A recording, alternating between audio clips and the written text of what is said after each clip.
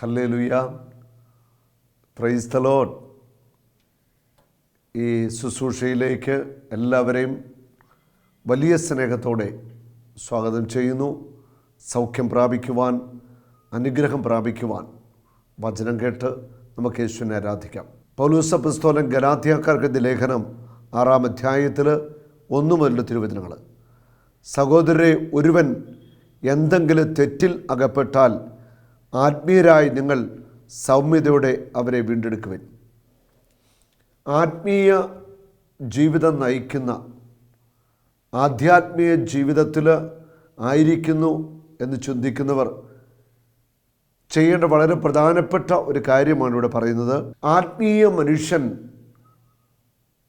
പാപകരമായ ജീവിതത്തിൽ ഉൾപ്പെട്ടവരെ ആ തെറ്റിൽ നിന്ന് രക്ഷിക്കാനായിട്ട് പരിശ്രമിക്കണം. അതായത് ആത്മീയ മനുഷ്യൻ പാപികളുടെ മാനസാന്തരത്തിന് വേണ്ടി പ്രാർത്ഥിക്കണം. അത് നിർബന്ധമാണ്. മധ്യസ്ഥം വഹിക്കണം. അതുകൂടാതെ തെറ്റിലകപ്പെട്ടവരെ കൈപിടിച്ച് ഉയർത്തുവാൻ, തെറ്റിനെ തെറ്റാണെന്ന് ബോധ്യപ്പെടുത്തിക്കൊണ്ട് തെറ്റിൻ്റെ പാപത്തിൻ്റെ അടിമത്വത്തിൽ നിന്ന് അവരെ മോചിപ്പിക്കുവാനുള്ള വലിയ ഒരു ഉത്തരവാദിത്വമുണ്ടെന്ന് അപ്പോസ്തലനായ പൗലോസ് നമ്മളെ ഓർമ്മിപ്പിക്കുക. അപ്പോൾ ആധ്യാത്മിക ജീവിതം നയിക്കുന്ന എല്ലാവരും ദൈവത്തിൻ്റെ സന്നിധിയിൽ പാപകരമായ ജീവിതം നയിക്കുന്നവരെ ഓർത്ത് നെടുവീർപ്പിടുകയും കരയുകയും അവർക്ക് വേണ്ടി പ്രാർത്ഥിക്കുകയും വേണം.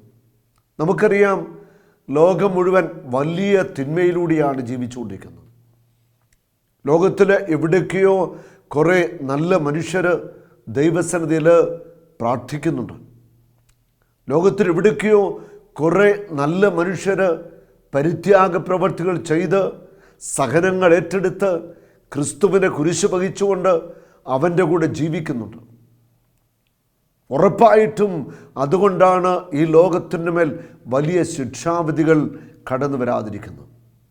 ആധ്യാത്മിക ജീവിതം നയിക്കുന്ന ഓരോ വ്യക്തികളും, ധാരാളം പേരുണ്ട് നന്നായിട്ട് ജീവിക്കുന്നവർ. അവർ നിരന്തരമായിട്ട് പാപികളായ മനുഷ്യരുടെ മാനസാന്തരത്തിന് വേണ്ടി പ്രാർത്ഥിക്കണം. ദൈവസന്നിധിയിൽ മുട്ടുകൾ മടക്കുവാനും കരയുവാനും നിലവിളിക്കുവാനും കുറേ മനുഷ്യർ തീരുമാനമെടുക്കുകയും പ്രവർത്തിക്കുകയും ചെയ്താൽ ഈ ലോകത്തെ രക്ഷയിലേക്ക് നയിക്കാനായിട്ട് നമുക്ക് സാധിക്കും. അത് പാപത്തിൻ്റെ അടിമത്വത്തിൽ, ആസക്തികളുടെ അടിമത്വത്തിൽ, സാത്താൻ്റെ ബന്ധനത്തിനായിരിക്കുന്ന മനുഷ്യമക്കളെ അതിൽ നിന്ന് വിടുവിക്കുവാൻ, അതിൽ നിന്ന് മോചിപ്പിക്കുവാൻ, സാത്താൻ്റെ കെണിയിൽ നിന്ന് വിമോചിപ്പിക്കുവാനായിട്ട് ഓരോ ആത്മീയ മനുഷ്യനും പ്രാർത്ഥിക്കുന്ന മനുഷ്യനും സാധിക്കണം. അപ്പോസ്തലനായ പൗലോസ് ശക്തമായിട്ട് നമ്മളെ ഓർമ്മിപ്പിക്കുകയാണ്, നിങ്ങൾ ഇത് ചെയ്യണം. നിങ്ങളും പ്രലോഭിതർ ആകാതിരിക്കുവാൻ ശ്രദ്ധിച്ചുകൊള്ളുവൻ. അതായത് പാപികളെ രക്ഷിക്കുവാനായിട്ട് ഇറങ്ങിത്തിരിച്ചിട്ട് ആത്മീയ മനുഷ്യൻ പാപത്തിൽ വീഴുവാനായിട്ട് പാടില്ല. അത് പ്രലോഭനങ്ങൾ ഉണ്ടാകുമെന്ന് ദൈവത്തിൻ്റെ വചനം നമ്മളെ പഠിപ്പിക്കുന്നു. 40 ദിനരാത്രങ്ങൾ ഉപവസിച്ച യേശുവിൻ്റെ അടുക്കലേക്ക് പ്രലോഭകൻ പിശാച് വന്ന് യേശുവിന് പ്രലോഭനം കൊടുക്കുന്നുണ്ട്. അവൾ മനുഷ്യരായ നമുക്ക് പ്രലോഭനങ്ങളുണ്ടാകും. ഈ പ്രലോഭനങ്ങളെ അതിജീവിക്കണമെങ്കിൽ നിരന്തരമായ പ്രാർത്ഥനാ ജീവിതം, ദൈവത്തോട് ചേർന്നിരിക്കുക, ദൈവത്തിൻ്റെ സാന്നിധ്യത്തിലായിരിക്കുക, ദൈവത്തിൻ്റെ ആത്മാവിൻ്റെ ശക്തി സംഭരിക്കുക. ഇതല്ലാതെ പാപകരമായ മാർഗത്തിൽ നിന്ന് മോചനം പ്രാപിക്കുവാൻ മറ്റു വഴികൾ ഒന്നും തന്നെയില്ല. അതുപോലെ തന്നെ ഉപവസിക്കുവാനും, വചനം വായിക്കുവാനും, നല്ലത് ചിന്തിക്കുവാനും, നല്ലത് പ്രവർത്തിക്കാനായിട്ട് നമുക്ക് കഴിയണം. അതിനുവേണ്ടി നമ്മൾ ഓരോരുത്തരും നിരന്തരമായിട്ട് പരിശ്രമിക്കണം. അത് പ്രലോഭനത്തിൽ ഉൾപ്പെടാതിരിക്കുവാനായിട്ട് സൂക്ഷിക്കാനാണ് പറയുന്നത്. അത് നിങ്ങൾക്ക് പ്രലോഭനങ്ങളുണ്ടാകും. ഈ പ്രലോഭനങ്ങളെ അതിജീവിക്കണം.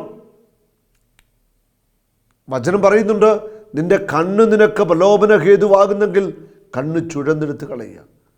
നിന്റെ കരങ്ങൾ നിനക്ക് പ്രലോഭനത്തിൽ കാണുമെങ്കിൽ കരങ്ങൾ വെട്ടിമുറിച്ച് കളയുക. കാലുകൾ പ്രലോഭനത്തിലേക്ക് നയിക്കുന്നെങ്കിൽ കാല് മുറിച്ച് കളയുക. കാലും കൈകളും ഒന്നുമില്ലാത്തതിനായി നിത്യജീവിതത്തിൽ പ്രവേശിക്കുന്നതാണ് നല്ലതെന്ന് വചനം പറയുന്നുണ്ട്. ഈ ചെറിയവരിൽ ഒരാൾക്ക് ഉതപ്പ് ഉണ്ടാക്കുന്നവൻ്റെ കഴുത്തിൽ തിരികല്ല് കെട്ടി കടലിൻ്റെ ആഴങ്ങളിലേക്ക് വിടുവാനായിട്ട് വചനം പറയുന്നുണ്ട്, യേശു പഠിപ്പിക്കുന്നു. മറ്റുള്ളവർക്ക് പ്രലോഭനങ്ങൾ കൊടുക്കാതിരിക്കുവാൻ നമ്മൾ ശ്രദ്ധിക്കണം. നമുക്കറിയാം, ഇന്ന് സമൂഹ മാധ്യമങ്ങൾ, മീഡിയകൾ, സിനിമകൾ, ടെലിവിഷന്, എവിടെ എന്തിലേക്ക് നോക്കിയാലും മനുഷ്യനെ പ്രലോഭനത്തിലേക്ക് വീഴ്ത്തുന്ന വിധത്തിലുള്ള തിന്മയുടെ സ്വാധീനം നിറഞ്ഞു നിൽക്കുന്ന അശുദ്ധിയുടെ കാഴ്ചകൾ ധാരാളമായിട്ട് നമ്മൾ കാണുന്നുണ്ട്.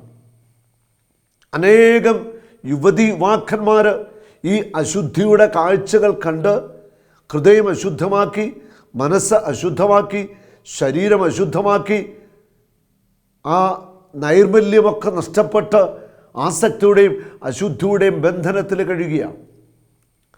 അത് നമ്മൾ ഈ മീഡിയയിലൂടെ യുവാക്കന്മാരും മുതിർന്നവരും ഒക്കെ പാപത്തിൻ്റെ ആസക്തിയുടെ അടിമത്വത്തിൽ സാത്താൻ്റെ ബന്ധനത്തിൽ കഴിയുകയാണ്. അവരെയും അതിൽ നിന്ന് മോചിപ്പിക്കേണ്ടിയിരിക്കുന്നു.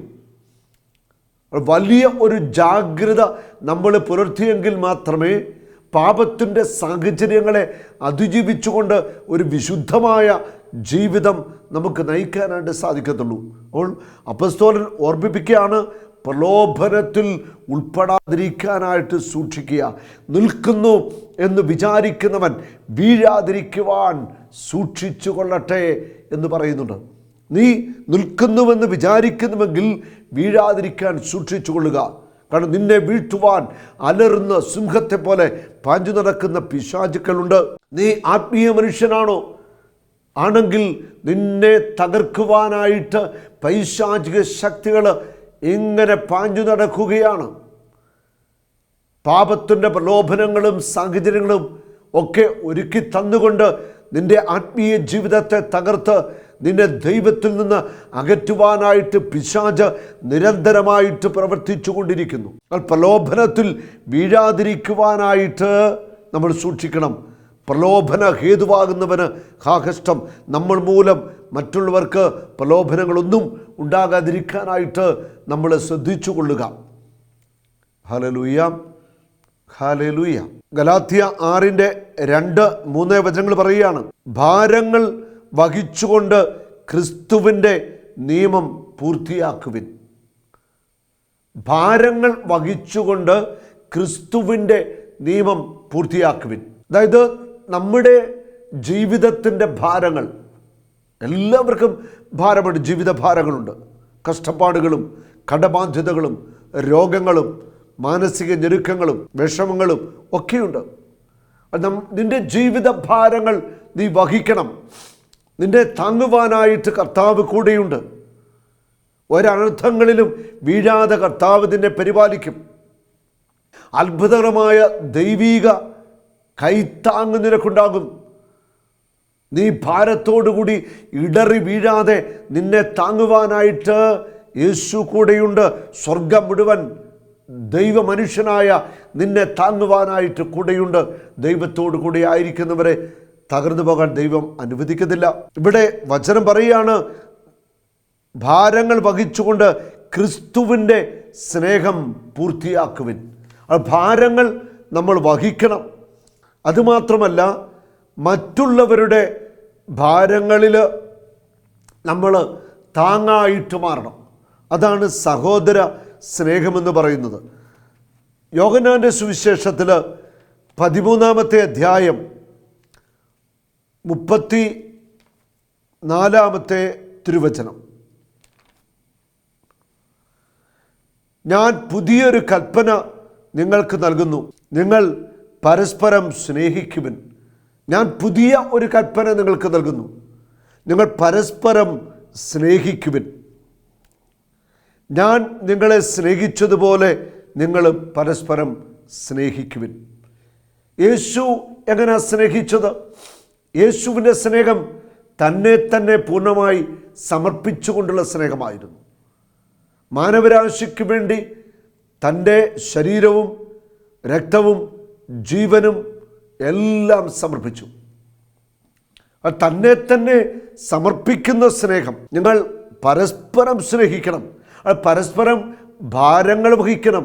പരസ്പരം ഭാരങ്ങൾ വഹിക്കണമെങ്കിൽ നീ പരസ്പരം സ്നേഹിക്കുന്ന വ്യക്തിയാണെങ്കിലേ സാധിക്കൂ. പരസ്പര സ്നേഹത്തിൽ നമ്മൾ വളർന്നുവെങ്കിലേ മറ്റൊരു വ്യക്തിയുടെ ഭാരത്തിൽ അനുകമ്പ തോന്നി, അല്ലെങ്കിൽ അതിൽ നമുക്കൊരു ഹൃദയഭാരം തോന്നി ആ വ്യക്തിയെ സഹായിക്കാനായിട്ട് നമുക്ക് സാധിക്കത്തുള്ളൂ. പരസ്പരം സ്നേഹിക്കുക. ആദ്യം പരസ്പരം സ്നേഹിച്ചു തുടങ്ങുക. നമ്മളെ വേദനിപ്പിച്ചവർക്കൊക്കെ മാപ്പ് കൊടുക്കുക. നമ്മളെ ദ്രോഹിച്ചവർക്ക് വേണ്ടിയൊക്കെ പ്രാർത്ഥിക്കുക. നമ്മുടെ ജീവിതത്തെ തകർത്ത് തരിപ്പണമാക്കിയവരെ അനുഗ്രഹിച്ച് പ്രാർത്ഥിക്കുക. അങ്ങനെ നമ്മൾ സ്നേഹത്തിൻ്റെ ബലിയായിട്ട് തീരുമ്പോൾ, സ്നേഹം കൊണ്ട് നിറയുമ്പോൾ നമുക്ക് മറ്റുള്ളവരുടെ ഭാരങ്ങൾ വഹിക്കുവാനായിട്ട് സാധിക്കും. നിങ്ങൾ പരസ്പരം സ്നേഹിക്കുവിൻ. ഞാൻ നിങ്ങളെ സ്നേഹിച്ചതുപോലെ നിങ്ങൾ സ്നേഹിക്കുവിൻ. നിങ്ങൾക്ക് പരസ്പരം സ്നേഹമുണ്ടെങ്കിൽ നിങ്ങൾ എൻ്റെ ശിഷ്യന്മാരാണെന്ന് അതുമൂലം എല്ലാവരും അറിയും. ഒരു നാളും നീ അനാഥനല്ല, ഒരു നാളും നീ അന്യനല്ല, ഒരു നാളും നീ അനാഥനല്ല.